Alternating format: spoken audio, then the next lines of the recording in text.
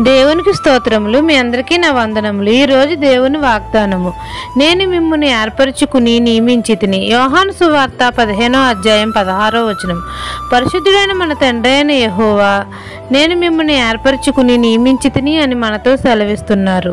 మనం అందరము తండ్రి ప్రియకుమారుడైన మన యేసయ్యను మన సొంత రక్షకుడిగా అంగీకరించి ఆయన ఆజ్ఞలను కట్టడలను మనం పాటించిన ఎడల తండ్రి మనలను ప్రత్యేకమైన జనాంగంగా ప్రతిష్ఠించుకుంటాడు. ఆయన మనలను దాసులను పిలవక స్నేహితులు అని పిలుస్తున్నాడు. యేసయ్య మనకు మంచి స్నేహితుడు కాబట్టి మన కొరకు ప్రాణం పెట్టాడు. తండ్రి మన ఎడల నిత్యము కృప చూపుతున్నాడు.